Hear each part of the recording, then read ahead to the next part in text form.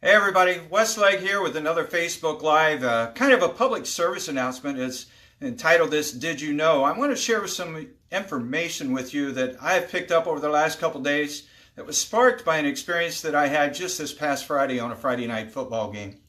As you check into the Facebook Live, I would greatly appreciate in the comments section if you would tell me where you're watching in from, and for those that are watching on a replay, hashtag replay and where you're watching in from. It does mean a lot to me. It gives me an opportunity to respond to you, to let you know that I appreciate your support and thank you for watching my Facebook Lives.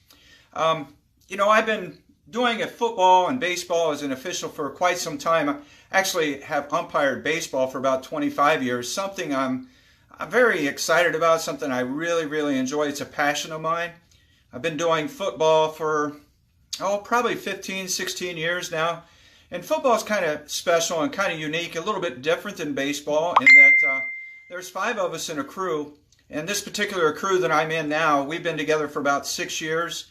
And we developed quite the relationship together because we drive to and from each game together. The 5 of us, we all gather up and meet in a van and we drive to the ball game. And generally on Friday nights, the Friday night lights. So generally on Friday nights, we arrive game time an hour and a half, 2 hours before the game, to have a little bit of pregame activity. And I know most of us think that officiating is just you just show up and dress the part, but there's actually more to it.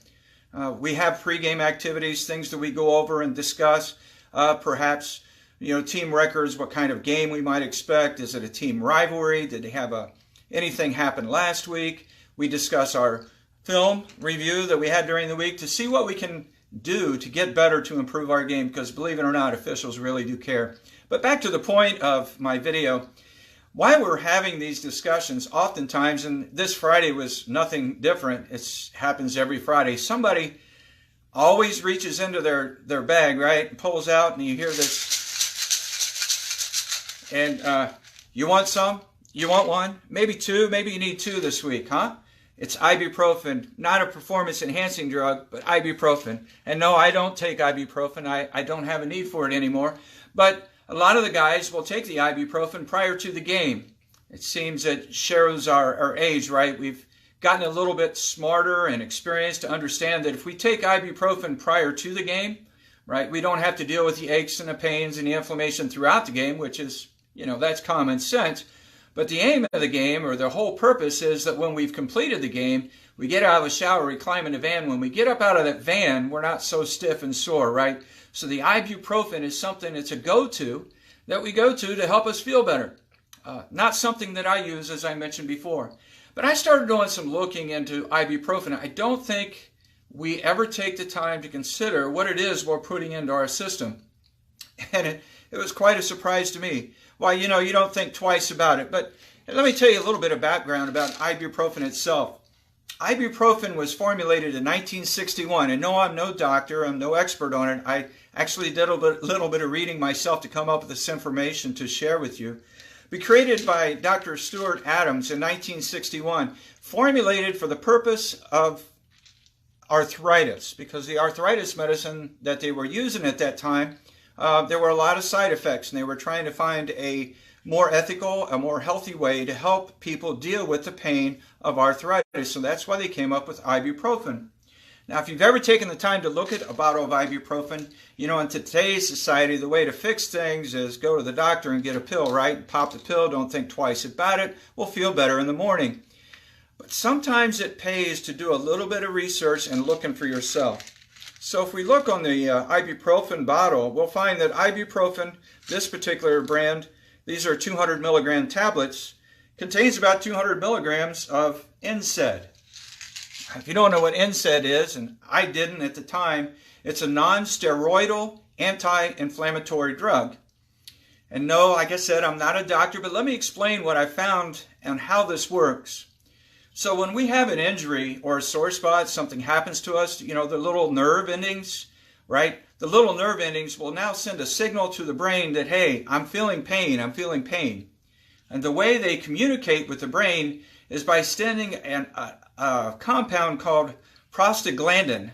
Prostaglandin is sent to the brain to tell the brain, hey, this nerve ending right here, right, it's in serious pain. We need to send some inflammation in there to support and to fight and to keep out any foreign bodies from coming into our system. Well, what ibuprofen does, when you take ibuprofen, it blocks that prostaglandin from leaving the nerve and getting to the brain. So therefore, the brain doesn't send out the inflammation. There's not the inflammatory response, and therefore pain is reduced, and the inflammation is not as prevalent. There's another thing that I found out that ibuprofen does as well. Besides blocking the prostaglandins, it blocks and interferes with an enzyme. I got to look at this so I can say it right. Cyclooxygenase. The short form in the book that I was reading was called COX, C-O-X.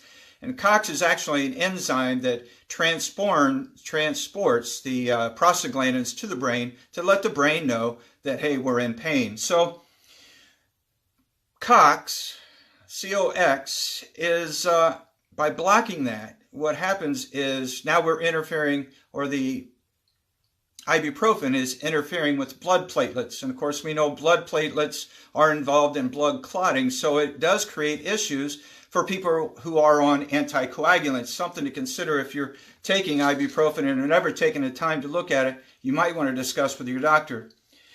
But that's basically, in a nutshell, what ibuprofen does. It simply blocks the signal from the pain or the nerve receptor right to the brain so that we don't have the inflammatory response. But what we don't consider, guys, is we don't take the time to read about something before we take it. Now, my wife, for instance, gets a prescription. The first thing she does is go to the internet and she starts looking at side effects, because there are so many side effects to the synthetic man-made compounds that we take today. Some of the side effects for ibuprofen, and these are less severe, right? Or would be indigestion, headaches, dizziness, drowsiness. And while myself, I have taken ibuprofen in the past, I've never considered any of those, because oftentimes when I'm taking the ibuprofen, some of those things I'm already experiencing, right? So which one is it? And what is the cause? It's just something to consider. A lot of times those symptoms are masked by things we're already feeling. There are some adverse effects, side effects to taking ibuprofen, ones that are more extreme and most generally not sensed or seen by most people, and that is fluid retention, kidney issues, liver issues, and heart and circulation issues. Oh, I moved too fast. There it is. And so those are the ones that we don't look at. And according to the information I was reading, 16,000 people, around 16,000 people lost their lives last year from side effects taking ibuprofen. Most of them are gastrointestinal. Now, this kind of touched me at home because one of my real good friends, who is a fellow official who does baseball, basketball, football, he does all the sports. He's 58 years old. He almost lost his life 2 years ago from a gastrointestinal bleed in which he nearly bled out. And thank God for the local hospital. They were able to find the source of his bleed and able to fix it and stop it. And he's back on the field with us today. And I praise God for that, because he's a good man. But he never gave thought to the ibuprofen that he was taking every night. I'm telling you guys, every night before every game that we did. And oftentimes in the summer, he was doing baseball 7 days a week. So he was taking it without even thinking about it. So my hope is, in sharing this information with you, that you take the time to consider the things that you're taking before you take them. Back to ibuprofen. I did some reading. Actually, I watched a YouTube video by a Dr. Richard Gerhauser, a doctor who was sharing with the fact that in July of 2015, the FDA came out with a stiff command to the manufacturers that they needed to enlarge the impact of their warning labels or side effect warnings on their bottles of ibuprofen, because it was found that people taking ibuprofen had a 20 to 50% higher risk of heart attack and stroke. And if you do a little more watching of this video in particular that I watched, he explains the reason why. Because when we take ibuprofen, it affects the blood flow to the kidneys. It actually slows down the blood flow to our kidneys. And when our kidneys are not operating effectively or optimally right, when they're less effective, then it causes a buildup or fluid retention in our body. And with fluid retention comes higher blood pressure. Higher blood pressure brings on possibilities of heart attack and stroke. Something we don't think about, because You I know when I was a kid, we were growing up, we got bumps and bruises. Mom and Dad just gave us ibuprofen. Even my kids growing up, I never thought twice about it. But since I've joined up with this company that I've currently joined up with, we are promoting a natural health revolution. And I've started taking a little more time to consider the things that I'm putting into my body, especially as I'm getting into my golden years. I want to make sure that I survive those years so I can spend that quality time with my grandson that I currently have and hopefully some more grandchildren. So I hope to encourage you to take a few moments to look at the stuff that you're taking, right? The drink that I drink every day, I do drink a nutritional supplement, actually a superfood is what it's called. And with that superfood every day, I pick up a total of 36 natural anti-inflammatories each and every day. So I don't have a need for ibuprofen because I'm getting 36 natural anti-inflammatories through my drink naturally. And these are bioavailable, meaning that bioavailable means that it's easily ingested into my bloodstream. And they say through studies that 99.9% of it is ingested into my bloodstream. So I'm getting the same effect of the ibuprofen, but naturally without the side effects. And guys, if you've ever taken the time to look at the directions for taking ibuprofen, as I open up this label to read this to you, let's see, directions for taking this ibuprofen. Do not take more than directed. Of course, that's common sense, right? The smallest effective dose should be used. Adults and children 12 years and older, guys, I'm not sorry, I don't mean, we're not in elementary school, but I just want to make sure that you understand what I'm trying to share here. If you're 12 years and older, take 1 tablet every 4 to 6 hours while symptoms persist. If pain or fever does not respond to 1 tablet, 2 tablets may be used. Do not exceed 6 tablets in 24 hours.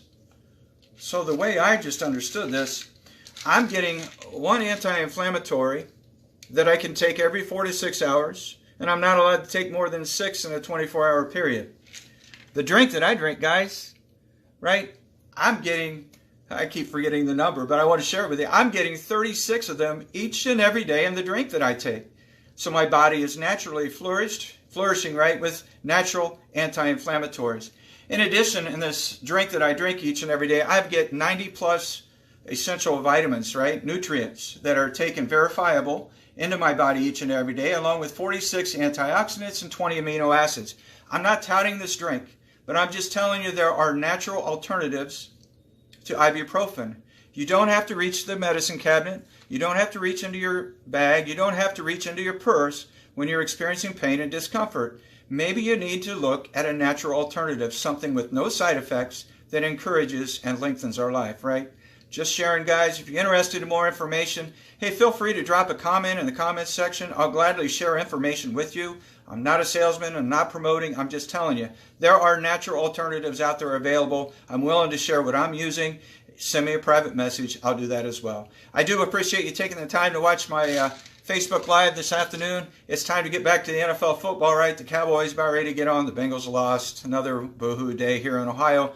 But we'll be talking to you soon. Thanks for checking in. Have a great day.